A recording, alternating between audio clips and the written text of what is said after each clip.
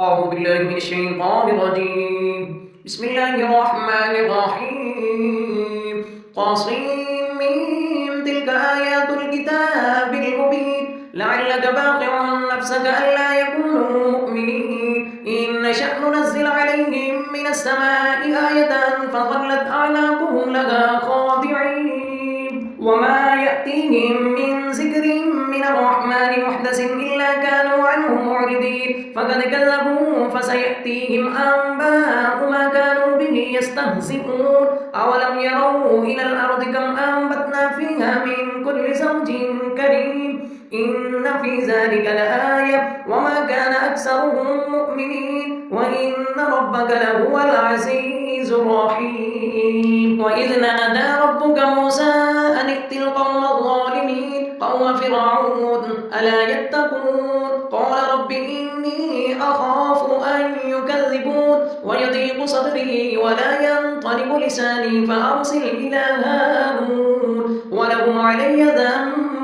فأخاف أن يقتلون قال كلا فاذهبا بآياتنا إنا معكم مستمعون فأتيا فرعون فقولا إنا رسول رب العالمين أن أرسل معنا بني إسرائيل قال ألم نربك فينا وليدا ولبست فينا من عمرك سنين وفعلت فعلتك التي فعلت وأنت من الكافرين قال فعلتها إذا وأنا من الضالين ففررت منكم لما خفتكم فوهب لي ربي حكما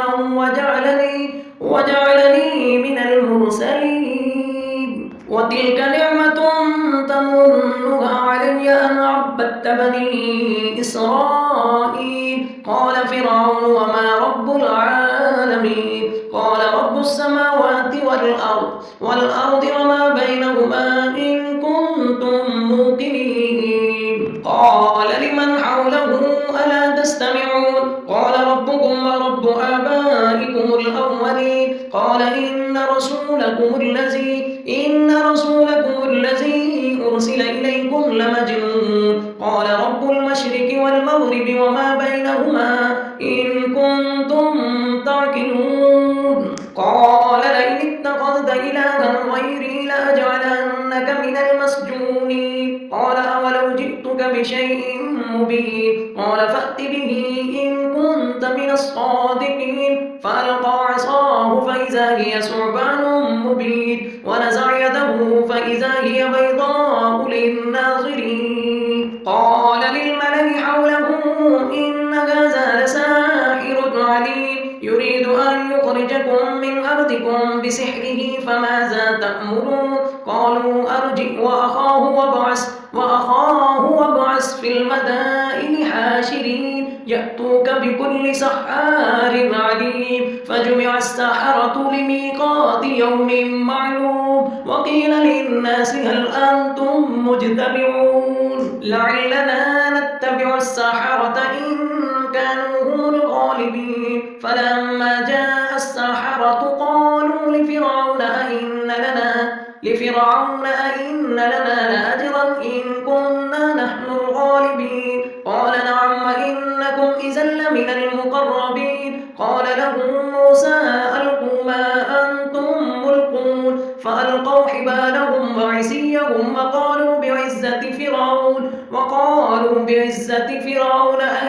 وقالوا بعزة فرعون إنا لنحن الغالبون فألقى موسى عصاه فإذا هي تلقف ما يأفكون فألقي السحرة ساجدين قالوا آمنا برب العالمين رب موسى وهارون قال آمنتم له قبل أن آذن لكم إنه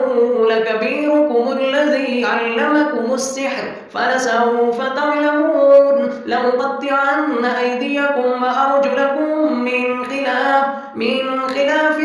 ولأصلبنكم أجمعين قالوا لا ضير إنا إلى ربنا منقلبون إنا نطمع أن يغفر لنا ربنا خطايانا أن كنا أول المؤمنين وأوحينا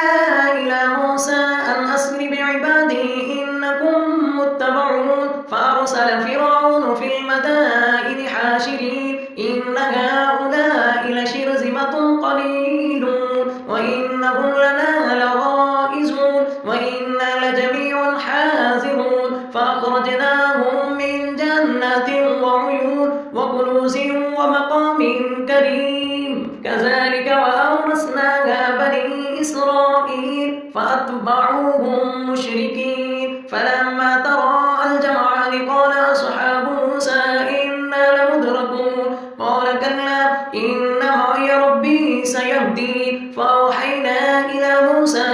أن اضرب بعصاك البحر فانفلق فكان كل فرق كالطود العظيم وأزلفنا ثم الآخرين وأنجينا موسى ومن معه أجمعين ثم أغرقنا الآخرين إن في ذلك لآية وما كان أكثرهم مؤمنين وإن ربك لهو العزيز الرحيم واتل عليهم نبأ إبراهيم إذ قال لأبيه وقومه ما تعبدون قالوا نعبد أصناما فنظل لها عاكفين قال هل يسمعونكم إذ تدعون أو ينفعونكم أو يضرون قالوا بل وجدنا آباءنا كذلك يفعلون قال أفرأيتم ما كنتم تعبدون أنتم وآباؤكم الأقدمون قال أفرأيتم ما كنتم تعبدون أنتم وآباؤكم الأقدمون فإنه عدو لي إلا رب العالمين الذي خلقني فهو يهدين والذي هو يطعمني ويسقين وإذا مرضت فهو يشفين والذي يميتني ثم يحيين والذي أطمع أن يغفر لي خطيئاتي يوم الدين رب هب لي حكما وألحقني بالصالحين واجعل لي لسان صدق في الآخرين واجعلني من ورثة جنة النعيم واغفر لي أبي إنه كان من الضالين ولا تخزني يوم يبعثون يوم لا ينفع مال ولا بنون إلا من أتى الله بقلب سليم وأزلفت الجنة للمتقين وبرزت الجحيم للغاوين وقيل لهم أين ما كنتم تعبدون من دون الله هل ينصرونكم أو ينتصرون فكبكبوا فيها هم الغاوون وجنود إبليس أجمعون قالوا وهم فيها يختصمون تالله إن كنا لفي ضلال مبين إذ نسويكم برب العالمين وما أضلنا إلا المجرمون فما لنا من شافعين ولا صديق حميم فلو أن لنا كرة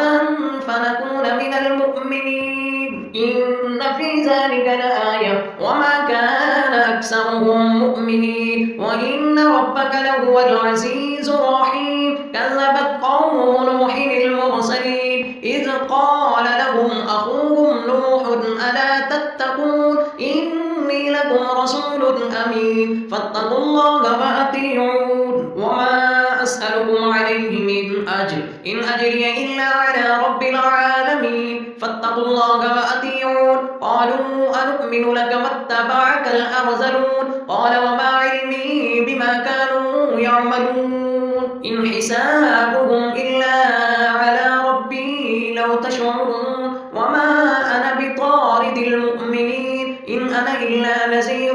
مبين قالوا لئن لم تنته يا نوح لتكونن من المرجومين قال رب إن قومي كذبون فافتح بيني وبينهم فتحا ونجني ومن معي من المؤمنين فأنجيناه ومن معه في الفلك المشحون ثم أغرقنا بعد الباقين إن في ذلك لآية وما كان أكثرهم مؤمنين وإن ربك لهو العزيز الرحيم